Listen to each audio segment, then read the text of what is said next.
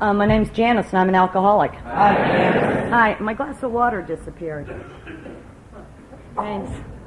Thank you. Okay, so has everybody had a really good time? Man. Whew.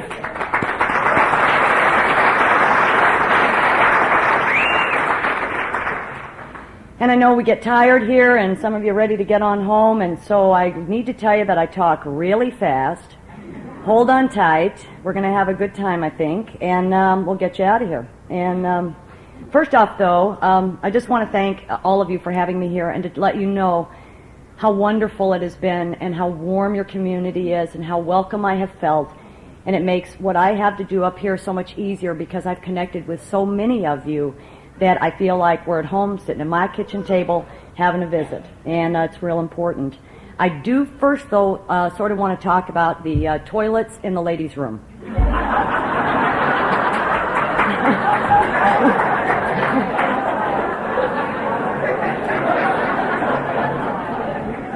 They used to build this as the spiritual spot, so we might as well just start with the toilets.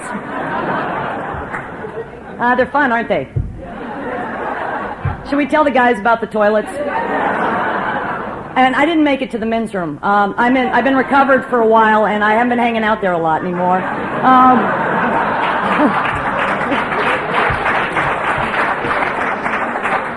Okay, so you sit on the toilet, all right, and you stand up. And what it does is it has its own little mind. And you're getting dressed, and it's a little difficult for us to get dressed. You got pantyhose, and you got that stuff. And the toilet flushes all by itself. And you look back and you go, oh, that's really neat. Then what happens is you have a runny nose. And you think, well, I'm gonna blow my nose. And so you take out a little toilet paper and you blow your nose and you throw it in the toilet. And nothing happens. So I'm sitting there, I'm standing there in the toilet thinking, I'm on candid camera.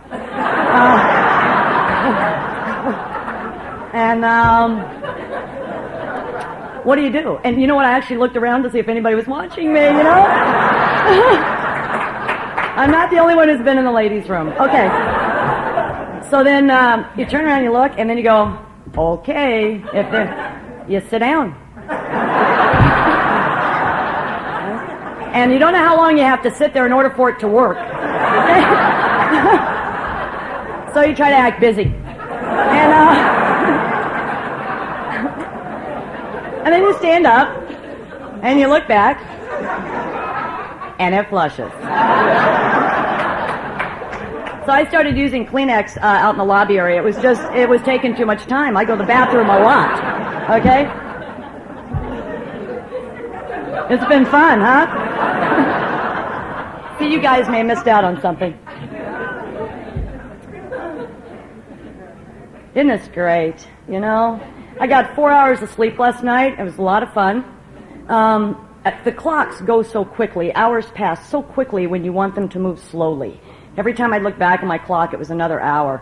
And the energy here has been so powerful. I was just supercharged. I was lying in bed, trying to rest and be calm, and my God, I wanted to get up and start cleaning. And so, and I have some friends here who know me, and I thought, well, I could call them and clean their rooms too. I could get centered that way, you know, and just clean a few rooms. Instead, I laid there. And then I realized this morning that God maybe has something to share with you all, because I don't come up here with any notes. I come up here with the full trust in God that He's going to speak through me. And what He did was He shut my brain down.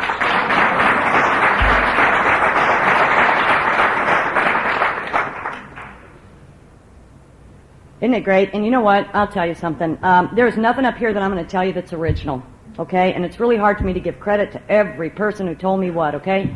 But nothing is original, and I know that, and there's nothing noble about how I got here. I also don't have a long drunk-a-log. I'm not going to entertain you a lot, but, you know, I call my sponsor sometimes before I speak.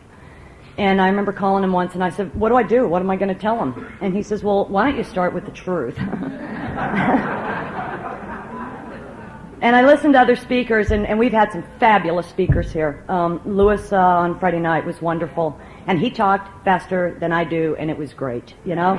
I said, I'm home free.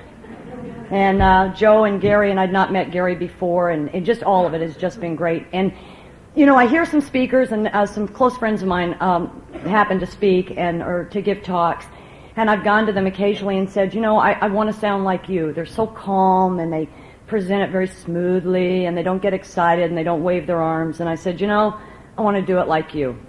And a very dear friend of mine looked at me and said, we all have our own song to sing, and we have to sing it individually. And what I've heard here over this weekend is a lot of talk about the steps, and I'm a you must person, okay? So, no, the story's not going to be any different, but my experience is different here. The book tells us that the spiritual life is not a theory. We have to live it.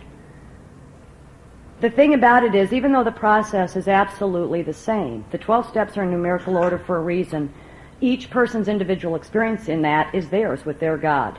And I believe that, and it's my experience. So even though my sponsor showed me what to do, and Gary may have shown him what to do, our experience and our life experiences in that, each one of us have a different experience with God, and some of us very similar experiences with God.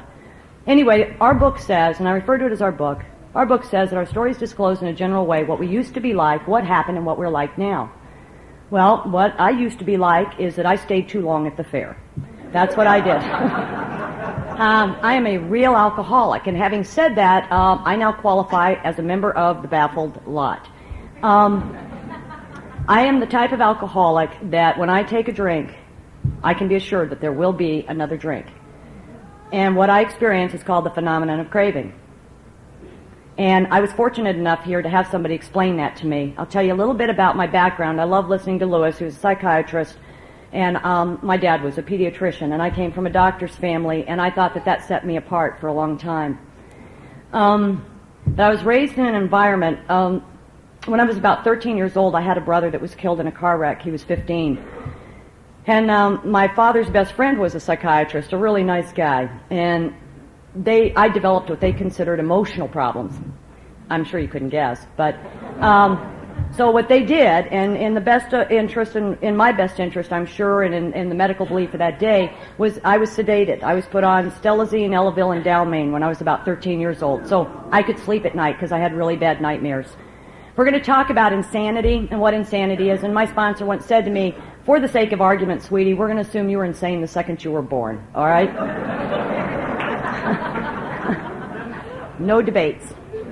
So at 13, I'm on medication to keep me chilled out so I can sleep at night. I had my first drink when I was 15 years old. Maybe some of you out there can remember your very first drink. And I can remember it this precise second like it happened yesterday. I remember where I was sitting, what function I was attending, and what I was wearing.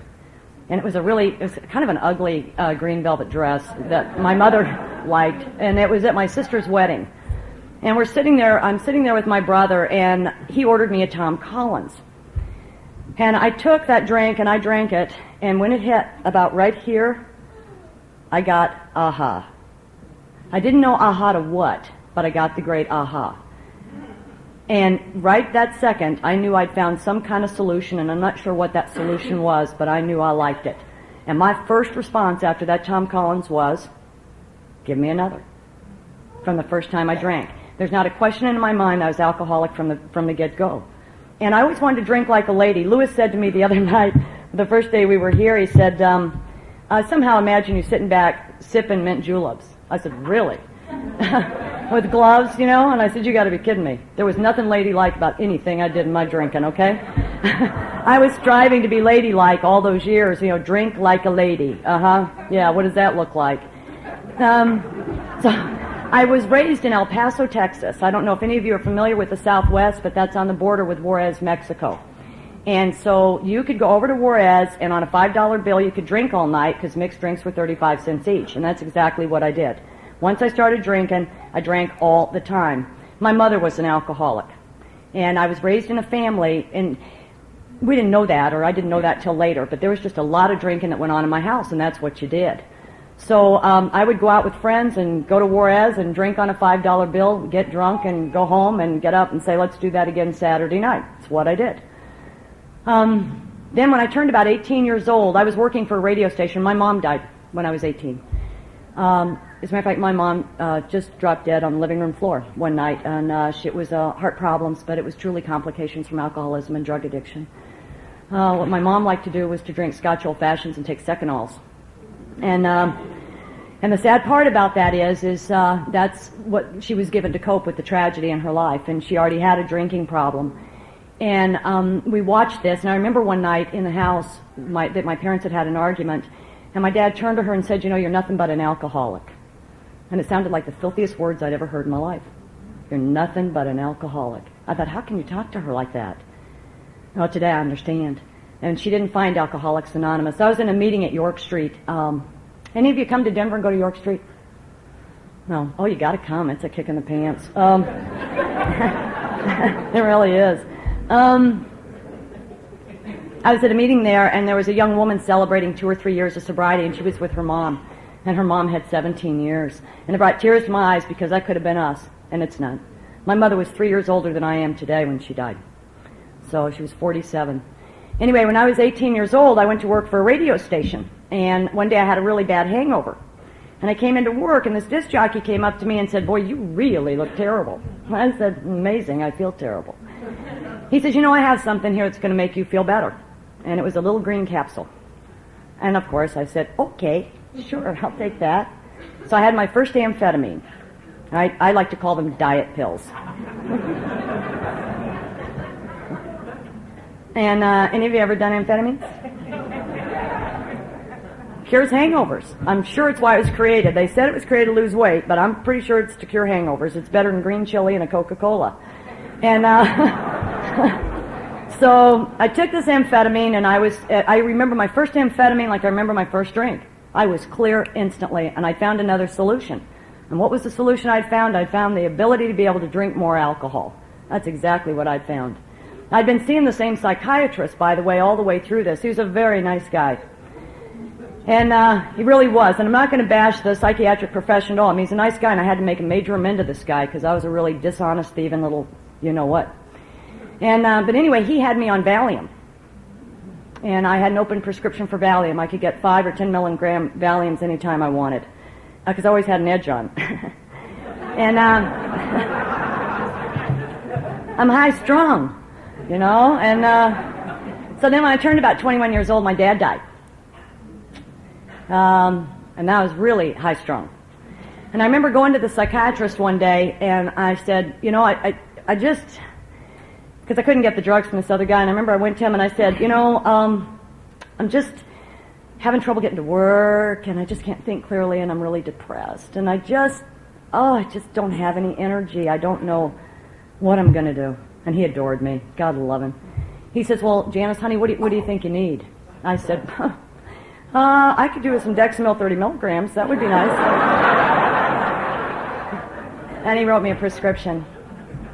What my life was like, basically, from the time I was 18 years old till I was 28, till I started finding my way here, was I would drink all night, I would get up in the morning, and I would take amphetamines. And then I would go to work. I worked all the way through this.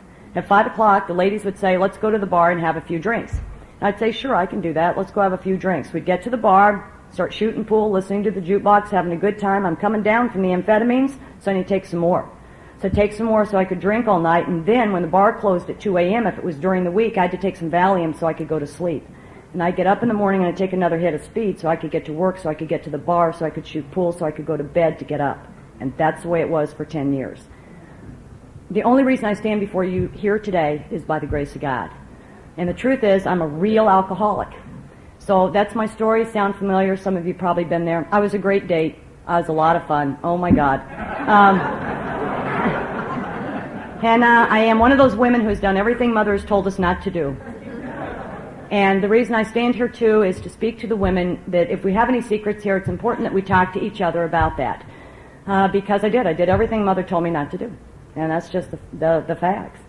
But a great date, I shoot a wonderful game of pool. I'm a great dancer, and I used to drive my dates home because I was doing so much speed.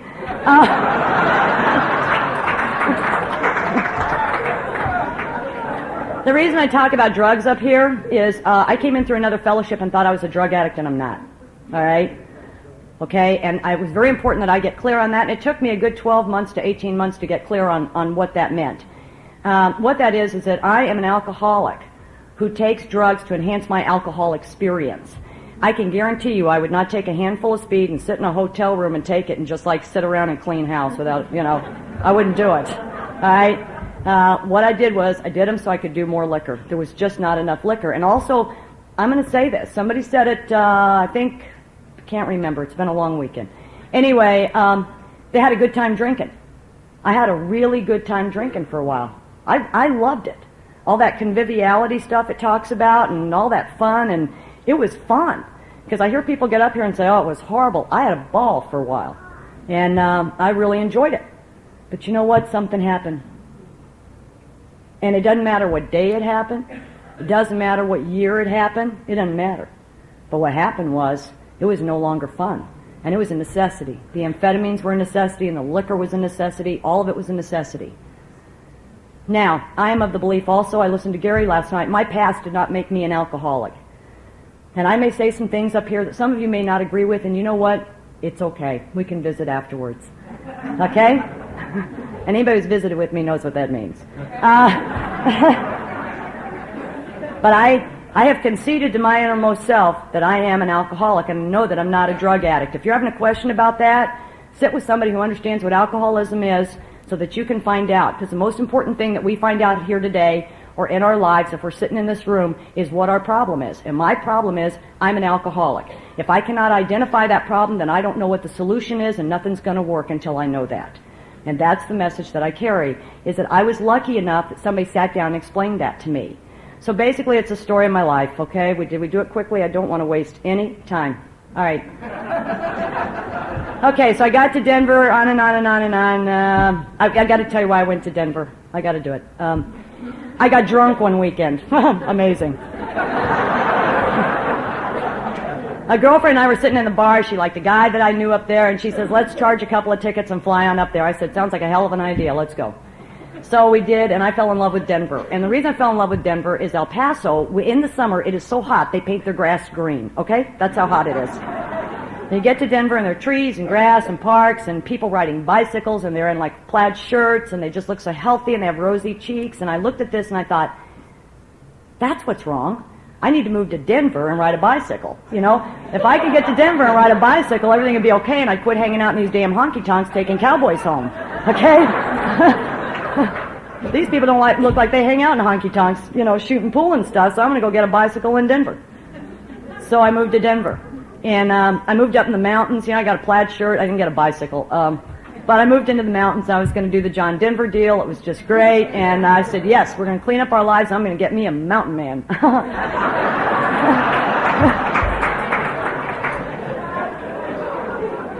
And I stayed sober for a while. It was really very exciting. I made it about 7 days. And I found this bar in a place called Bergen Park. It was the neatest mountain bar you've ever seen. Had a fabulous jukebox, great pool table, and these guys that wore boots. And I went, oh my, I'm home.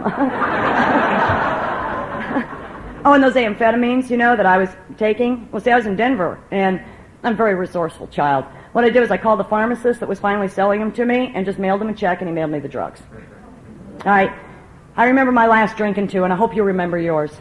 It just quit working. I ended up in 6 weeks of a blackout, basically, is what happened. I'd quit for about 5 or 6 months for some reason, and thought that I could drink wine.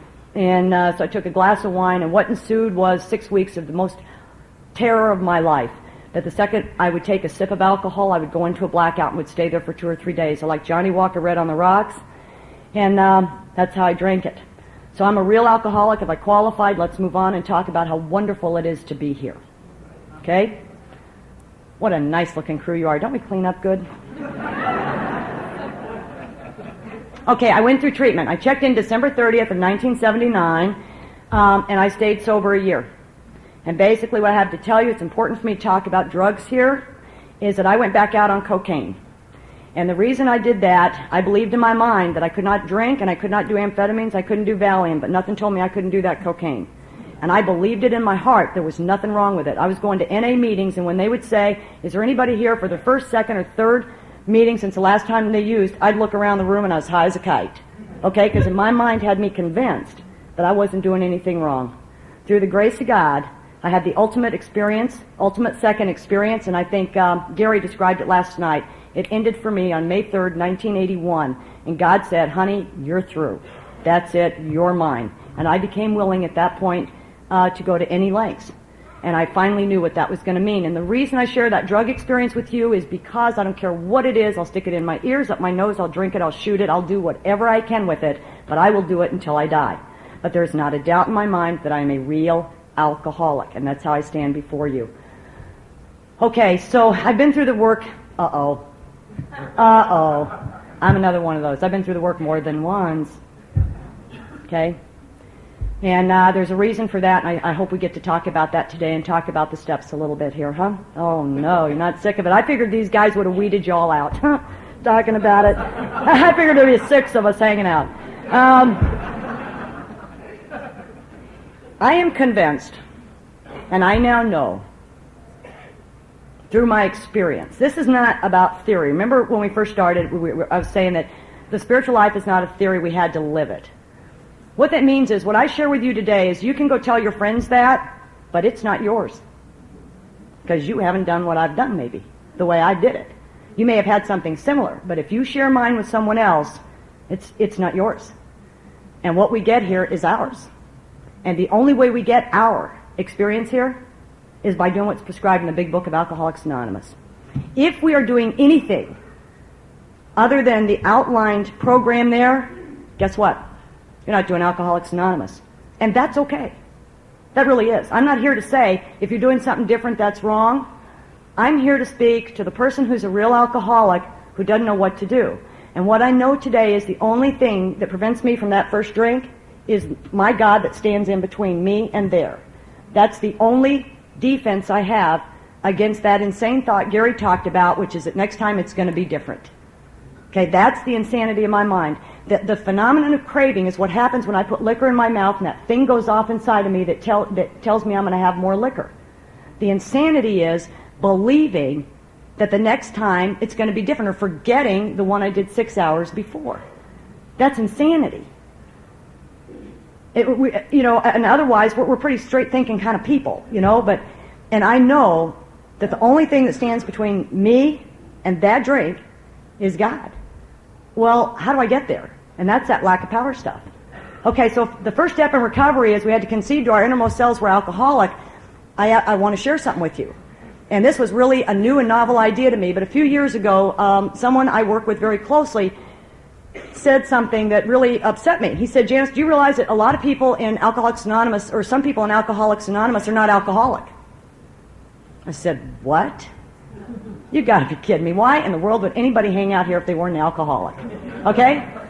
Well, because we're fun.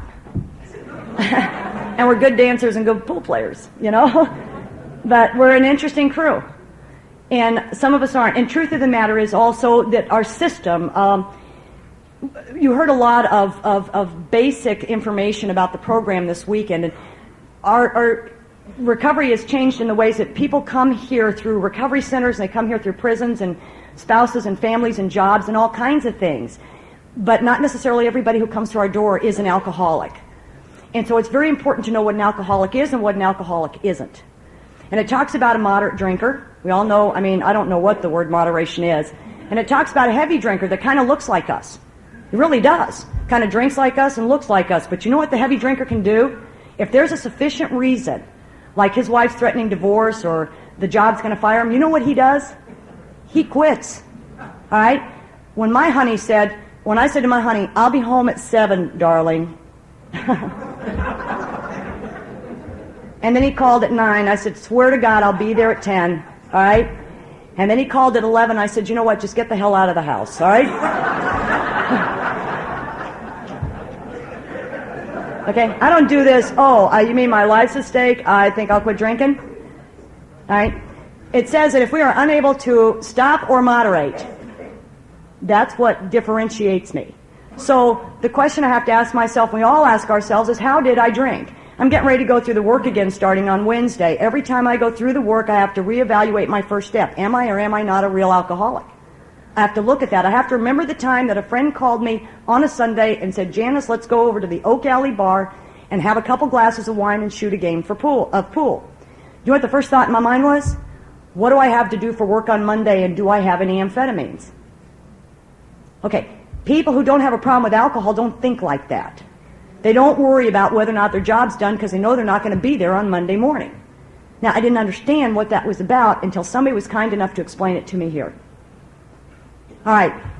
So anyway, and because I've been through the work a number of different times, you may get some different messages from different points in my recovery. But the first thing is, am I powerless over alcohol or am I not? And if there's a doubt in your mind, sit with someone who knows what alcoholism is and find that out.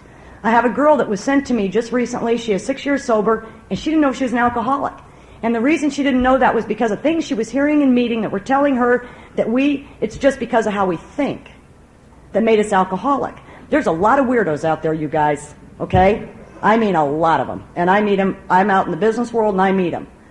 But the difference is, when they're shut off from the sunlight of the Spirit, I don't know what they do, I know what I do. And if I'd never picked up a drink, I'd just be a weirdo. All right? Okay? My family issues, you want to hear about them? Let's sit down at the coffee table, I'll make you cry. All right? But if I'd never picked up the first drink, I wouldn't have been an alcoholic. And so I got to know what the deal is behind my drinking and all that thinking stuff. Somebody else can help you figure that out. My biggest problem is how I think. That's the first. Oh, I got to tell you, my sponsor said, you know how you go in those meetings and they have all those little signs on the wall and easy does it and there but for the grace of God go I and all these wonderful things. He said, you know that one think? He said, honey, it's not for you. Okay? I don't want you reading that sign. So if it says we have to concede to our innermost selves that we're really alcoholic, that is the first step in recovery. It says that and there's some italics there. If you're interested in the big book, read the italics. It's fascinating. It's pretty clear. So then we come to a second step. Came to believe that a power greater than ourselves is going to restore us to sanity. You know what I get to do up here? I get to talk to you about God. I get to talk to you about why I get to stand here today, because there isn't a doubt in my mind why I'm here. There isn't a doubt in my mind that God has done for me what I can't do for myself. But came to believe, what in the world does that mean? I listened to Lewis describe it, and it doesn't say, when you take this step, you got to understand it totally to your toes and get it. What it says is we came to believe. My journey with God has been, at best, an arduous journey. I don't understand. And I listen to people who could describe it and define it, and you would think that God sat at their dinner table eating string beans with them, okay? And that just wasn't it for me. No bash in my past, no bash in my religion, I just didn't get it. But you know what was really exciting? There's a chapter in the big book called the Chapter to We Agnostics. You know what it told me? I didn't have to know. So I didn't have to know what he looked like, what he did, what he wore, what church he hung out in, I didn't need to know anything. You know what I needed to do? Was be willing to believe that there was something out there other than me. And it was pretty obvious by the way I'd been living my life that I couldn't have been the one keeping me sober. Okay, so what's your choice, really? And it asks you that. Are you willing to believe? Is God either everything or he's nothing? It says, what is your choice to be? Everything or nothing. It doesn't say, and maybe a little bit in the middle if you feel like it on Tuesdays. It's pretty clear. Okay, are we going for the deal or aren't we? And I need to say this. And we may not get through everything, but this I got to say. Our book tells us that this is a suggested program of recovery. And it says we don't have the corner on the market about how to be sober. There are people that find other ways to do that. And that's okay. That's great. God bless you. Merry Christmas. But if you've tried those and they haven't worked and you're reading this book and it makes sense to you, there isn't a suggestion after that. It says this is precisely what you need to do. It's in the first page of the foreword to the first edition. It says that this shows precisely how we have recovered from a seemingly hopeless state of mind and body. To show you precisely how we have recovered. It doesn't say if you feel like doing the even numbers next month, that would be okay. And that's why I said earlier is that if you're doing something other than like 1, 2, 3, 4, 5, 6, 7, you know how it goes, you're not doing AA. And that's okay. But we can't call it AA if it's not AA. And there's a reason why it's laid out that way. Is you know what? It works.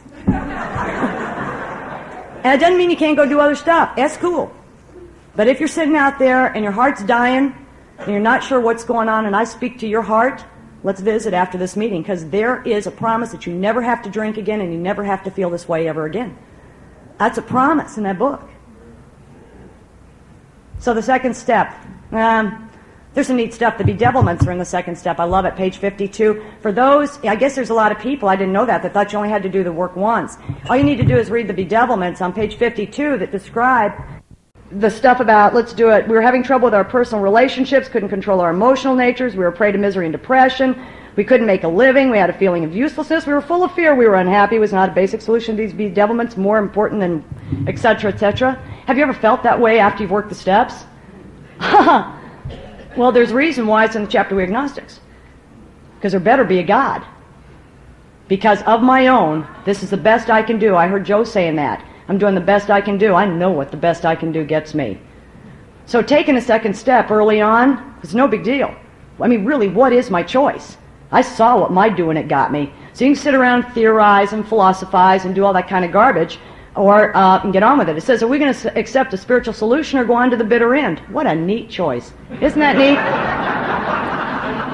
They don't even offer you a trip to the grocery store to think about it. What's it going to be? Okay, and we're not screwing around here. And when you know you're dying, you're not screwing around. And if you have time to goof off, that's great. You know, I sit in meetings a lot, and AA is not a relapse center. Okay? It's not. And I'm not saying, I'm telling y'all, keep coming back. I love and adore each one of you, and when I hug you, you're going to feel it and you're going to know it. All right? But we do not have to drink again. And we can't be sending that message all the time. It's very important, as we are charged, once we begin to do this, with a very important job. And that is to carry this message precisely the way it was given to us in the hope that others will not have to drink. So we'll move on to the third step. Whoa, isn't that a fun one? Making that decision. Did you notice that it put the part, we think well after they tell you what the prayer is? Huh? That's cute, isn't it? We think well before taking this step, but that's in the last paragraph. And if you haven't, you need to think well about it. And I've been told for years, God takes our third steps far more seriously than we do. And if any of you have hung around here for a while, you'll know exactly what that means. Now, when we turn our will and lives over to the care of God, as we understood them, does that mean instant charge and like God appears to us and all that? No, not for me. And you may have had a great experience there. I've had one that was kind of, neat, but I've done a few of them. I can't tell you about all of them. We don't have enough time. But overall, it's a decision that has to once be followed by some action. All right? And what is your choice, really? I mean, really. And you don't have to do it, but what's your choice? And do you have to understand the power of the third step? Absolutely not. If I had to understand all this before I did it, I'd still be out there drinking Johnny Walker Red, picking up little boys in cowboy boots, okay? And that's the way it is. So what is the rigorous action? We have to face and be rid of the things that are blocking us. Blocking us from what? Blocking us from God. I'll be darned. Stock and trade. Get rid of unsaleable goods. How do we do that? There's a precise system for doing that in the book. If you don't know how to do it, your sponsor isn't explaining it, get one that will. I've heard people say, well, I've been working with this guy so long, or I've done, and I don't want to, you know what? Your life is on the line. If you're ever sitting in a meeting and hearing people talk about stuff and you know that you haven't had that experience and you think something's missing, go get it. It's worth it. Say, I want what you got. Where did you get that and who'd you talk to? Because I want to hear about it. Because God's talking to you if something's missing. So we write inventory. It says some interesting things about self in there. It tells us in the third step, we can't be rid of self without God's help. All right, the drugs and the alcohol are gone. The alcohol is gone. And what I'm left with is me. It says the problem we think, it says selfishness and self-centeredness. That we think is the root of the problem. We're extreme examples of self-will run riot. Women come to me and say, Janice, aren't normies self-will run riot? Absolutely. They're disgusting. I drive with them on the freeway all the time. They're horrible. But we're extreme examples of self-will run riot. That's what it says. It's very well written. And it also tells me that I can't be hanging on to resentments and that kind of garbage. I don't get to have brainstorms and temper tantrums and stuff. Do you want to know why? Because when I'm harboring those feelings, it shuts me off from the sunlight of the Spirit. Okay, which is standing between me and that drink. And if that's shut off, I have no mental defense. And I'm sure to drink again. And that's the difference between real alcoholics and people that have a choice. Is that those normies out there, or those weirdos, whatever they are, they may not have to work the 12 steps. If I don't, and I shut off the sunlight of the Spirit, nothing stands between me and that next drink, except my thinking. And what did my thinking get me? That's the way it works. That's just a fact. And if I think I'm keeping myself sober, oh baby, I better be talking to someone, because I'm not. The other thing this book promises me, in Bill's story, there's a great line that says we must turn in all things to the Father of light who presides over us all. I noticed with the sobriety countdown last night, there are a lot of people with a lot of sobriety here.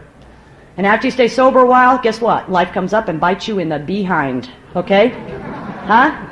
See, we thought we were going to get here and everything was going to be great, right? Not drinking, not doing this, not doing that, and oh my God, there's the IRS and the jobs, and oh, I had more trouble with the IRS at 14 years sober than I ever had when I was drunk. Okay? They are on me constantly because I didn't call them or pay them. So I kept saying this, and I was being really sanctimonious. I said, I filed my taxes every year when I was drunk. And somebody said, well, that's because you were getting a refund. Never occurred to me. As soon as I owed him money, I said, screw him, I'm not even going to write him. 3 years I did that. So anyway, life comes up, and it takes a little hunk out of your... And so what happens is, this is a design for living, it says, which will solve all your problems. It is not a joke. I've had the experience here that I've taken some issues through this work, and that's why I go through the work over and over again, is because self comes up. And that's, you know why? Because it's a human condition. That's what it is. So we write inventory, fear inventory. Do you love fear inventory? Boy, I'm tell you what. Have you ever walked up to somebody and say, I'm in fear today? And they look at you and they go, fear is lack of faith.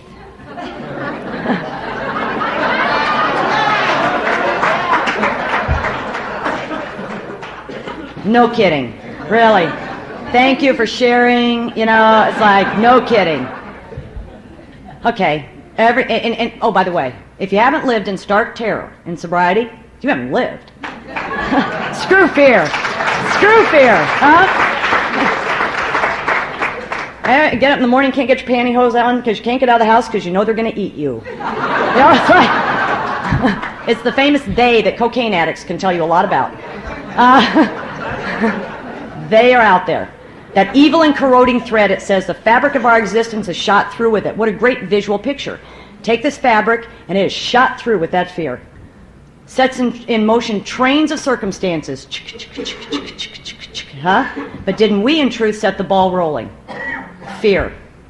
My sponsor says to me, feels like fear happens here. I'm kind of short. Here? Starts right here. This is where it starts. In between this. There better be a God. But there's a way out, and there's specific instructions for everything that comes up on a daily basis. God, please remove this fear and direct my attention to what you'd have me be. And I used to think that meant, God, please remove this free-floating anxiety that I've lived with all my life because I don't feel very good and it's making me nauseous, you know?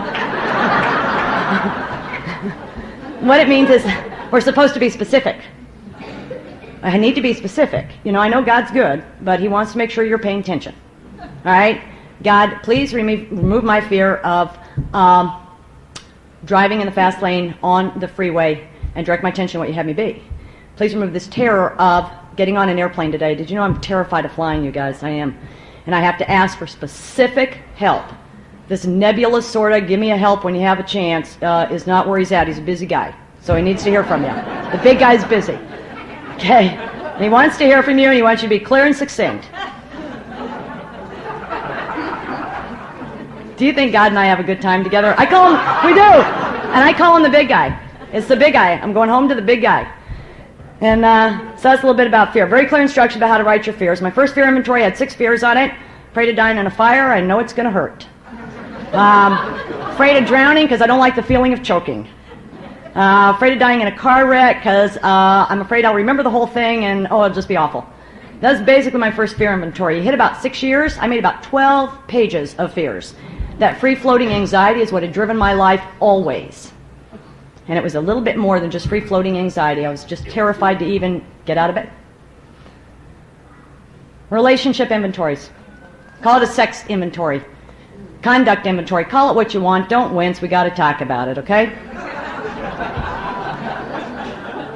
Very specific questions. It's a nice inventory to take our other relationships through, too. You know, you don't have to be sleeping with them to look at your conduct. A lot of our relationships happen in our heads. They're emotional affairs, you know. You don't have to be sleeping with them to be in trouble. I learned that. See, I'm not telling you something I haven't learned. See, I know about the stuff I do. I know about the stuff I've seen in inventory. Somebody I don't like very well in Denver, I really don't, said something I really liked. He said, you know, we think inventory is about showing us who we are. What inventory shows us is who we're not. That's what it shows us. What have I seen in my fourth column? I'm going to give you this one, Joe. I got to give this one to Joe. I had done the work in my first 5 years, and I felt like something was missing. And we were over at Gary Cohen's house one day, and you were there. And Joe was working with Don, and he started talking about his fourth column. And I said, your fourth column? And yeah, and I said, well, what'd you do? I didn't want him to think I didn't know. How'd your fourth column go? Could you describe it? And because I really hadn't done one. I just wrote where I was selfish. I just wrote selfish, self-seeking. But he was talking about something else. And as I listened to him talk, I knew that I'd heard the missing piece. I knew that's what it was. And so I said, where'd you get that, bud? And I found out where he got it, and I went and got it. So if you think something's missing there and you're not seeing some things, it might be. And it might be important to find out what those instructions are. What have I found out in my inventory? I found out I'm a very dishonest person. And I am recovered today because I can have dinner with a man today and not worry about what our kids are going to look like.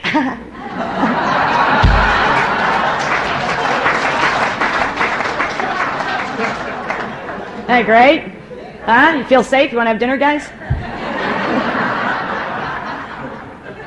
I'm dishonest. I act one way and I'm thinking something else. I stay in abusive relationships. I stayed in abusive relationships off and on over about 8 years here in this program. I did some pretty terrifying things here. And it's only through the 12 steps of Alcoholics Anonymous I'm standing here alive before you without having taken a drink. I want to talk about that abusive relationship for a minute because you stay sober for a while and some things happen. I want to show you what the picture of health looks like. When I was 7 years sober, I was going out with this guy that I was with for 5 years. We almost killed each other, and I'm not exaggerating. And it was not only him. I am a terror to behold. And I'm copping to that to you right now. And anyway, he'd been out late. He was supposed to come by the house. He didn't show up. You're awake at 3, 4 o'clock in the morning going, where is he? You know, that horrible feeling. It's like, where is this guy? So what I do, I went looking for him. I went over to his house at about 5:30, maybe 6 o'clock in the morning, and cool me, I put my hand on his car and it was hot. What does that tell you? He just got home. I'm going, oh baby, this is not good. I've been up all night, this is not good. So I'm peeking in the door, it's sliding glass door window, and I know he's in there with somebody. I start banging on the door. You know what? He wouldn't budge. Passed out on the bed, and I'm thinking, yeah, what am I going to do? Well, you know what I did? I climbed in the kitchen window. 7 years sober, speaking around the country, telling people how it is.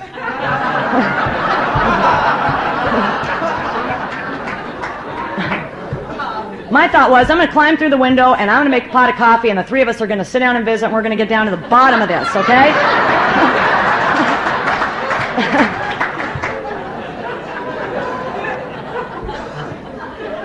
Oh, man, can you believe it? I'm such a treat.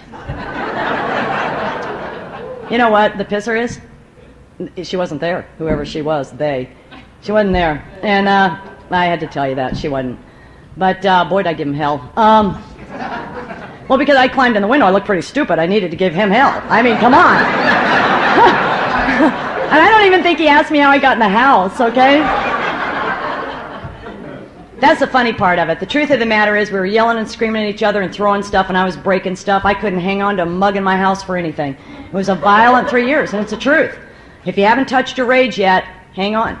I was an angry woman. I speak to each and every woman who's out there. We've been told all our lives, little girls don't get angry. It ain't cool, doesn't look good, you know, isn't ladylike, none of that stuff. Get angry and get over it and get some help and work the 12 steps of Alcoholics Anonymous, period. Because it's dangerous and it's going to kill us.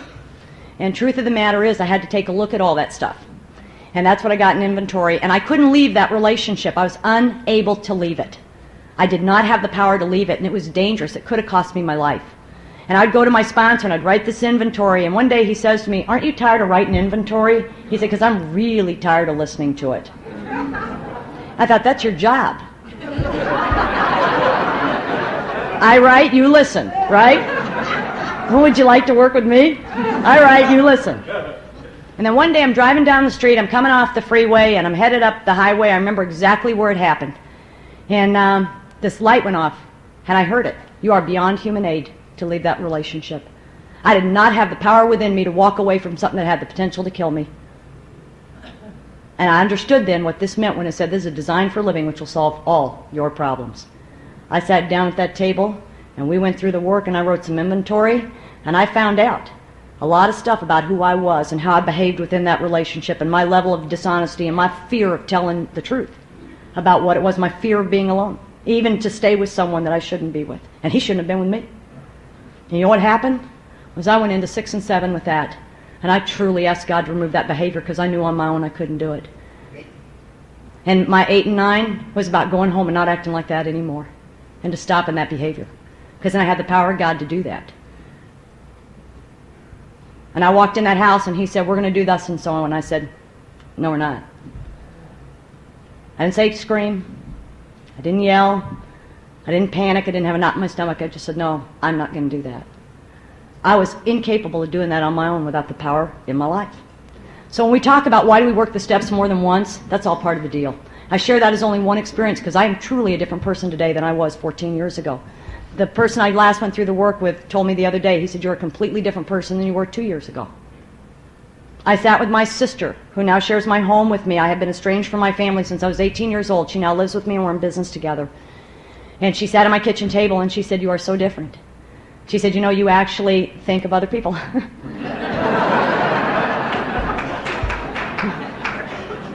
I of my own am not capable of thinking of other people without God's help. Because you know who I think about? Me, me, me, me, me, me, me, me, me, you know, it's like that's all there is in my head. A dear friend of mine says we have these periscopes. They're supposed to be pointed out, and they're pointed right back at our foreheads. That's how I do life. Okay, oh, we got to go. Oh, my God, you know what? I got a few more things I got to tell you, but take a fifth step. When we get into the fifth step, you know, please do it with somebody that you trust. I trust my sponsor with my life. And, you know, I'm going to share an experience that when I did my very first fifth step with him, you know, it talks about if there's anything we've uncovered, we got to, like, get it out there. It's called the take it to the grave stuff, right? And we've all got those little things you never told anybody in your whole life. So I read this fifth step to him, and I said, oh, my God. I said, this is where we, like, tell everything, right? He said, yes. And I mean, I was shaking. I'm leaning over, my arms on my knees, you know, my head down. I'm just shaking because there's something I've done I have never told anyone. And I said, okay. And I couldn't even look him in the eye when I did it. But I laid it on him. I said, here's the deal. This is what I did. And there was kind of a pause. I said, that's kind of sick, isn't it? And he said, yeah, it is. Yeah.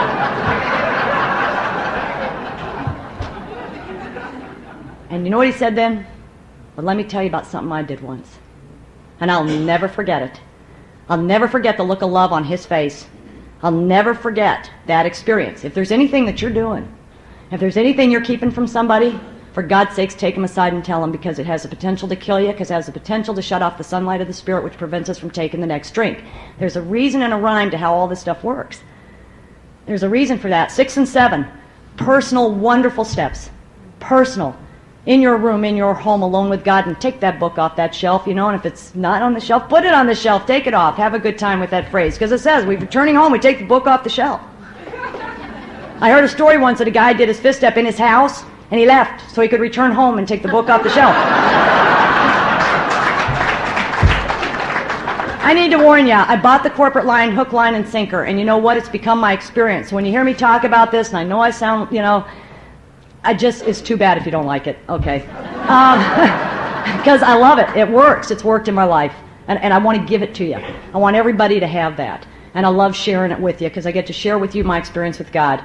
8's very clear. Make a list of all persons you've harmed. Become willing to make amends to them all. 9, you go out and do those amends. And the other thing is, I was talking with somebody just recently. I have a lot of people say to me, oh, well, those are just a few small amends. Really? Who made that decision about the size?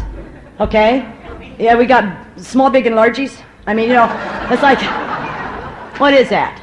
Are all my amends cleared up? No, they're not. I listened to Joe and I listened to Gary, and I've got some stuff hanging out. Damn, I hate coming to these things. They tell you stuff, and you're going, oh, damn, I got to go and make a list. Whew, I got a couple things hanging out, and my life depends on it. I really heard what they said.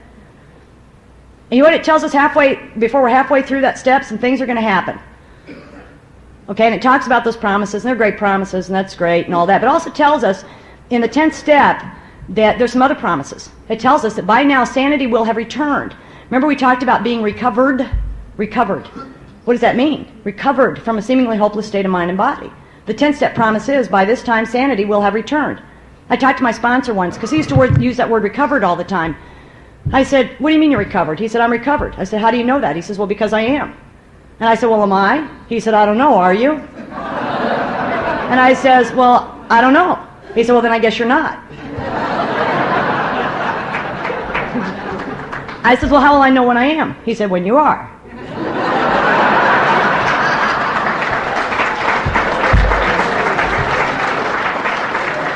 We will recoil from liquor like from a hot flame.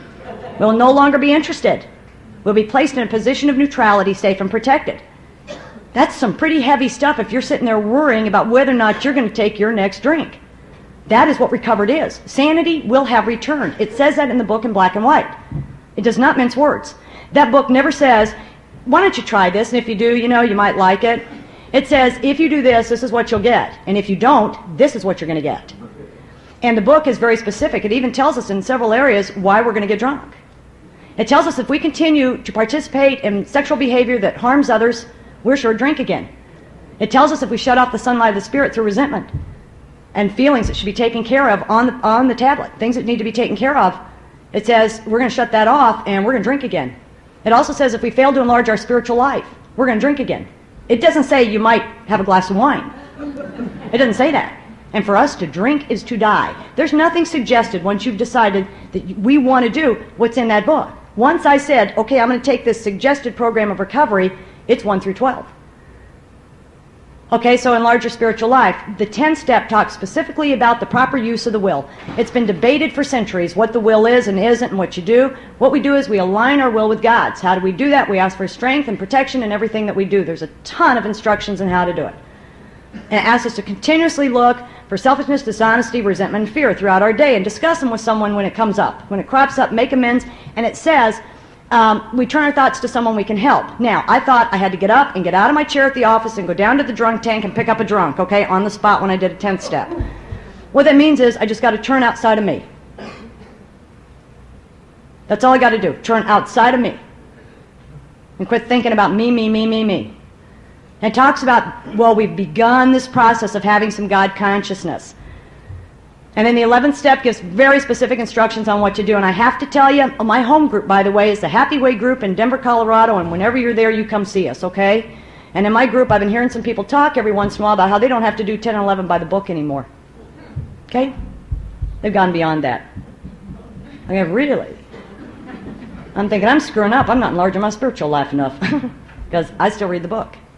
Every morning. Boring? Yes. Do I always pay attention? No. Do I sometimes have an experience? Yes. Every morning. Do you want to know why? I'm a member of the undisciplined group.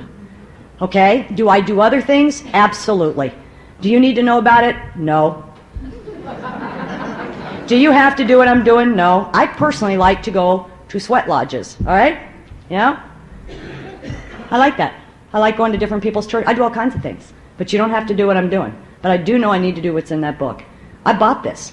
I'm not going to play games with it. How do we hear the voice of God? Should we do one more quick one? The voice of God. So it tells us that we have to start listening for this intuitiveness, because this new voice is going to be speaking to us. That still voice within is going to talk to us, and it's going to direct us in each and everything that we have to do, if we ask. It asks us to pause when doubtful or agitated. And ask for the right thought or action. I go from agitated to ballistic in a nanosecond.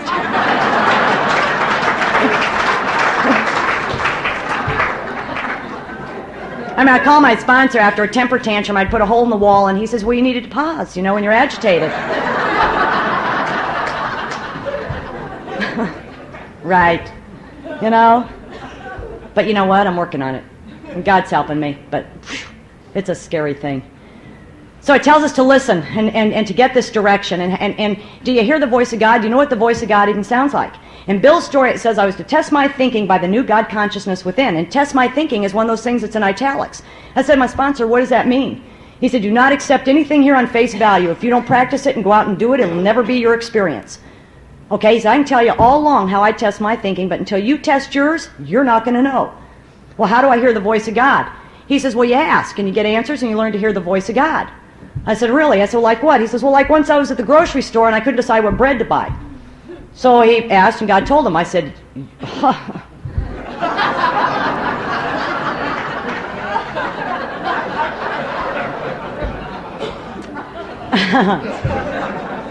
I said, okay, sure. Cute story. I think today our time is done. Gotta go. So I'm driving home. I gotta go to the grocery store.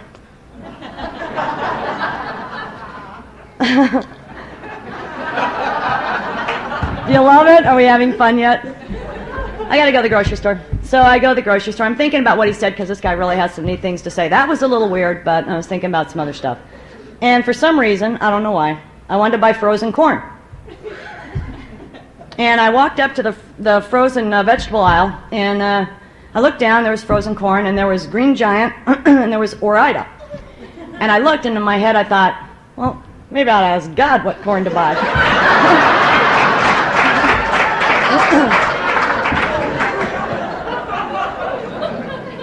I said, okay, like really smart. You know, okay, big guy, like what corn should I buy? And I stopped and thought, this is really stupid. It's kind of like the ladies' bathroom kind of thing. Was anybody watching me? Right? So anyway, I picked up the Green Giant. I started walking on down the aisle, and all of a sudden I heard Ore-Ida.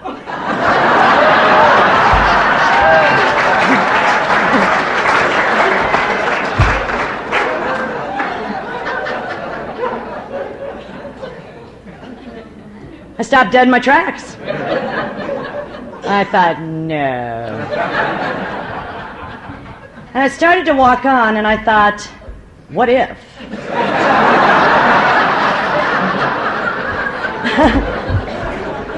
What would I do? You buy the Ore-Ida.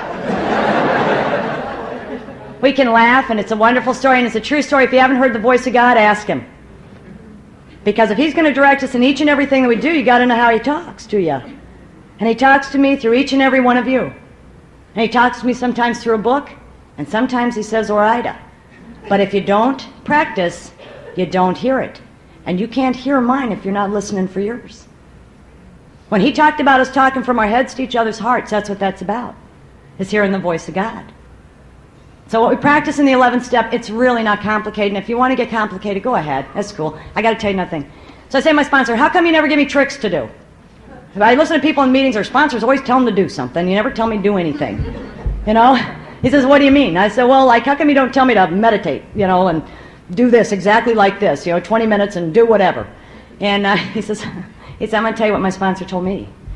He said, if I told you to do something every day for 20 minutes, you would do it, and you'd get really good at it. And then you would think that you had something to do with it. And then what I would do is I would take it on the road, and for $50 a person, I would tell you how you could do it too. It's outlined in the book, exactly and precisely how to do it and what to do. And it says, upon awakening. So I said to my sponsor, would you talk to God first thing in the morning? Yeah, when? As soon as I wake up, what do you say? Hi, God. That's simple. Checking in. Okay, 12 step. We make an agreement when we get here that we're going to carry this message to other people precisely the way we've heard it. That's the agreement. Now, my fear is I'm going to get up here to speak. God calls each and every one of us to do different things every single day. And every once in a while I get called to get up and give a visit, and I love doing it. And I get up here and I think, maybe I'm going to get ready to speak, and he's going to say to me, Janice, I changed my mind. Could you go in the back of the room and make some coffee instead? You know, I changed my mind. Whatever it is that we're called to do, I've been taught to say yes. Say yes. I can't keep this unless I give it away. And that's just, it sounds so simple, and it's absolutely the truth, and my life depends on it. I'm a service junkie. When I got here, I was told 5 things. Go to meetings, get a book, get a sponsor, work the steps, and be of service. That's what I was told over and over and over again. If you're lucky, you'll have people in your life, as I had in my life, that told me and explained to me what being willing to go to any lengths really means. And that changes throughout our sobriety. What that meant in the day I came in and what it means today at 14 years are 2 completely different things. And I get to understand that by continuing to work the 12 steps of Alcoholics Anonymous. Okay, what happened? What's it like? I have a great life, you guys. I have a car that doesn't leak oil. I have a little house, and I have a little business, and I have an awful lot of friends. But I have some other things in my life today because it talks about living by spiritual principles. I have a little bit of integrity. And on occasion, I can muster a little bit of honesty. And I become willing to tell the truth. And I'm going to talk to you about that. Telling the truth is one of the hardest things in the world to do. I was charged by a friend who took me through the work to start telling the truth in every single situation, whatever it is, and to be willing to stand in that truth. And until I tell the truth, I won't ever know about this. And so today I can tell the truth sometimes. I'm still a bold-faced liar in some other ways. I want to thank you. There's so many stories to tell. I'm glad I got to tell my corn story. I've loved sharing my life with you. Try the corn deal. You'll love it. But I want to thank you for allowing me to be here and for letting me share. And I love each and every one of you. And God bless you. Have safe journeys home, and let's meet again on the path.